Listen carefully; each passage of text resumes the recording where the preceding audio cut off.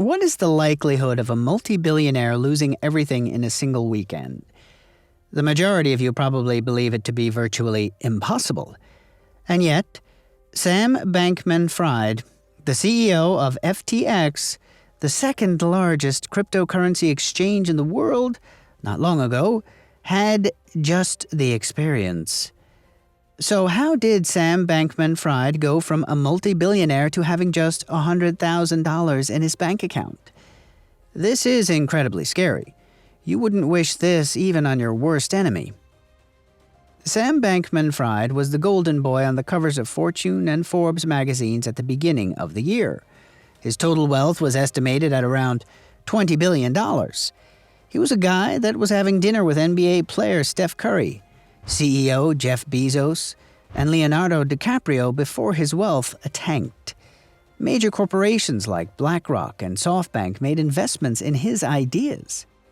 But there was something very dangerous hidden underneath the facade. Sam's empire was actually a group of 10 crypto kids operating a dubious business in the Bahamas. But this isn't where he started. His story goes a little further back. At first, Sam received his MIT degree in 2014 and began working for the New York trading company Jane Street Capital. He identified a loophole where he could purchase Bitcoin cheaper in America and sell it for a greater price in Japan. And it was there that he realized he could make an unlimited amount of money trading cryptocurrencies. He occasionally made up to $25 million every day. Sam used the proceeds from these trades in 2017 to launch his own business, Alameda Research, which was primarily composed of his MIT undergraduate classmates and old coworkers. This company then went on to play a major role in the demise of FTX. Sam believed in effective altruism, which he defined as trying to determine what realistic things you can do with your life to have as much of a positive impact as possible on the world. He had an effect on the world, sure, but it was not in any way beneficial. Perhaps he did it to appear more reliable. As Sam became wealthy, he would portray himself as the clever billionaire who chose to drive a regular Toyota rather than a flashy Lamborghini. But in actuality, he was the owner of a $30 million Bahamas house. In any case, a lot of social media influencers later adopted Sam's humble brand image and pushed his businesses. And remember, while at Jane Street, he made a few friends. Among the friends was Caroline Ellison, and in 2017, she and Sam started dating.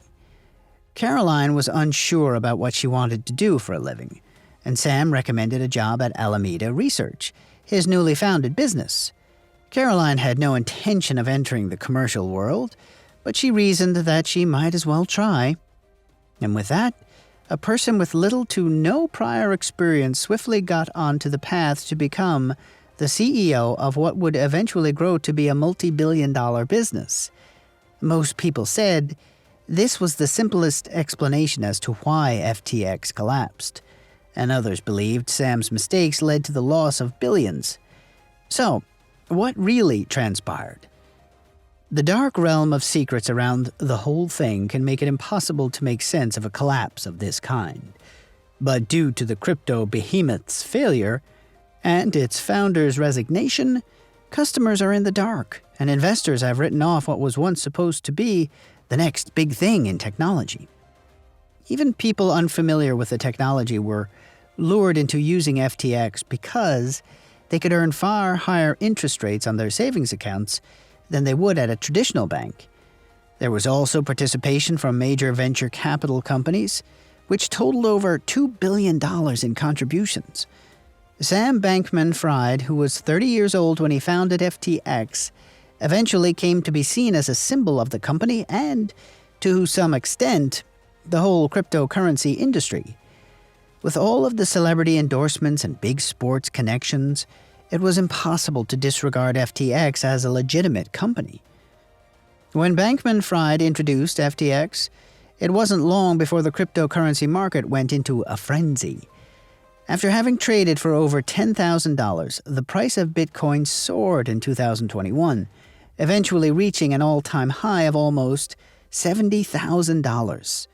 Platforms operating in this field have adjusted their marketing techniques to appeal to a wider audience than just the early adopter technologists and blockchain believers, as a reaction to the rush of venture money into the blockchain and cryptocurrency industry.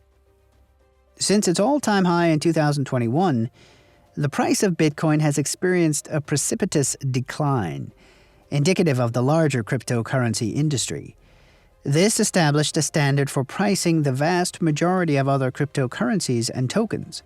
Even though several significant cryptocurrency exchanges had shut down due to the industry-wide recession, FTX seemed unaffected by the situation and even acquired some of its failing competitors.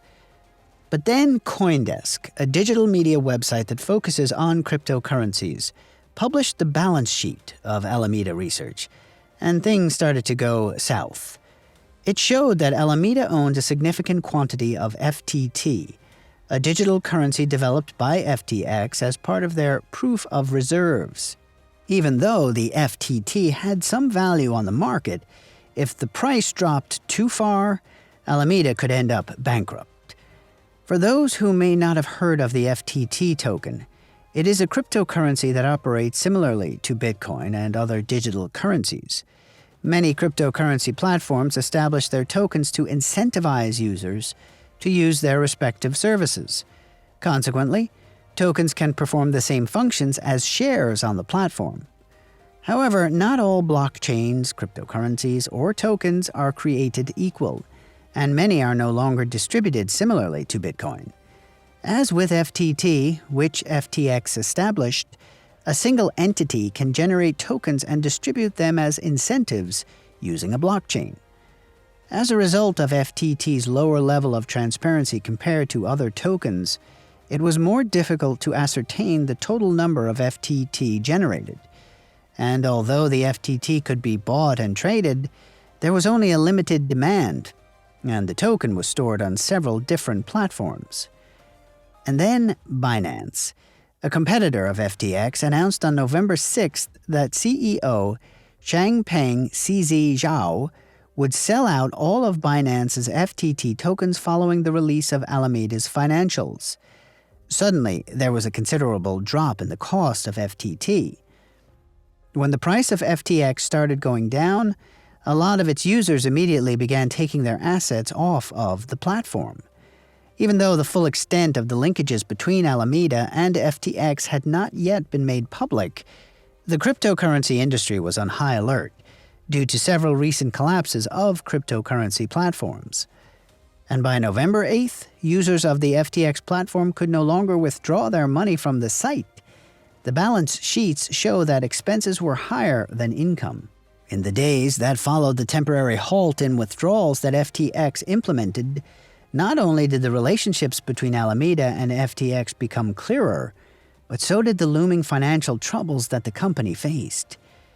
The Wall Street Journal, Bloomberg, and the Financial Times cited anonymous sources saying that for FTX to cover the gap that existed between its debts and its assets, the company needed $8 billion in a day.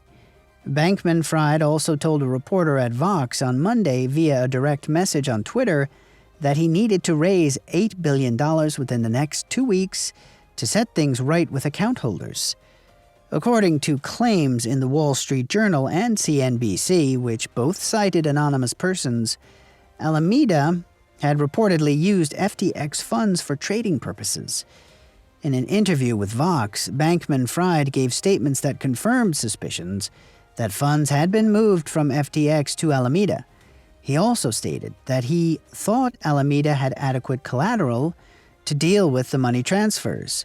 Blockchain analysts soon discovered that $400 million worth of assets had mysteriously vanished from FTX accounts.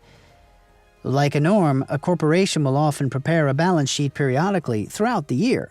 This sheet will include precise information regarding the assets and liabilities held by the organization. However, according to the corporation's bankruptcy court records, Bankman Fried's firm's balance sheets were never audited. Because of this, there is no reliable account or paper trail detailing the amount of money the company had and where it was spent. Bankman Fried, who was frantically trying to keep his businesses afloat, while warnings of a wider crypto catastrophe loomed, reached for a lifeline before it became clear how extensive the problem was.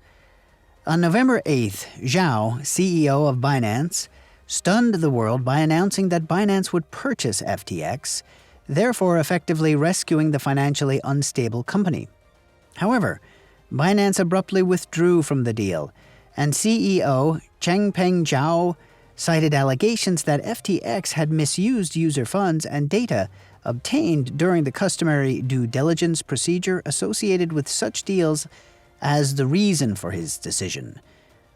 Later on, Bankman Fried resigned as CEO of FTX on November 11th. Subsequently, the businesses he controlled applied for bankruptcy protection under Chapter 11 on November 12th. According to unnamed sources quoted in articles published by the Wall Street Journal and the Associated Press, the Securities and Exchange Commission and the Department of Justice are purportedly investigating FTX.